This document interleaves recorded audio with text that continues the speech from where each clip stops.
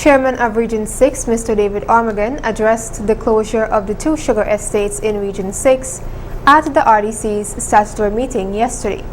Narima Ali reports. To date, thousands of sugar workers have lost their jobs due to the closure of the sugar factories across Guyana. Recently, Gaisugu has issued redundancy letters to workers at the Rose Hall estate. At a statutory meeting yesterday, held at the Region 6 Democratic Council, the chairman, Mr. David Armagon, addressed the closure of the sugar estates across Guyana. So it means, therefore, that in our region, over 3,500 people, by the time they completed the exercise, will be on the breadline. What they said to them in that letter is that you will be paid severance, but they didn't say when. So it means, therefore, that the question of severance, we know the problem we had at Wales Estate, where workers were given those same letters, and they have not been paid their severances as yet.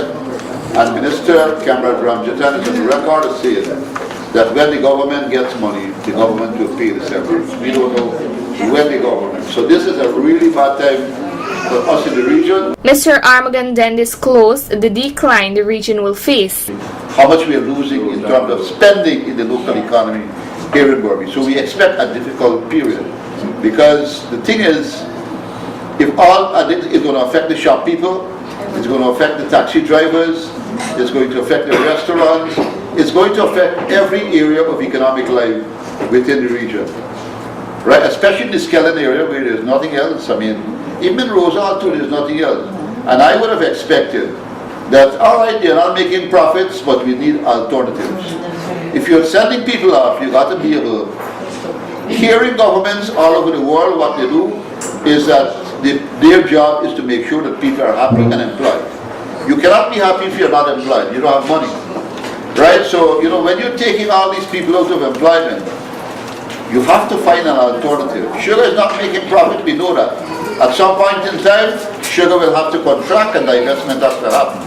He further explained, so I hope that Cabinet can reconsider this matter and they will withdraw those letters that they have given to the sugar workers.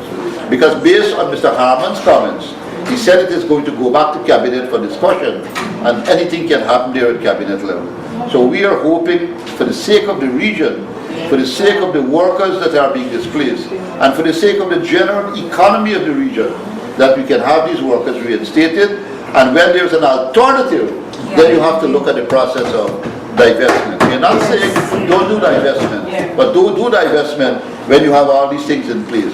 If you're giving workers pieces of land to plant, tell them what to plant, tell them how they're going to get, tell them who will buy it, tell them what are the prices, and so they must know what they're doing. I agree, as I said, I am not going to dispute it. We need to do something about the sugar industry. But the workers must come first in every action that we take in terms of whatever we need to do. Mr. Armagon said that over 700 workers at the Rose Hall estate have already been given termination letters. The Skeldon estate, by the end of this year, will be completely closed, and parts of the Rose Hall estate will remain operable so as to supply the Albion estate with sugar canes for grinding purposes. Narima Ali, Channel 8 News.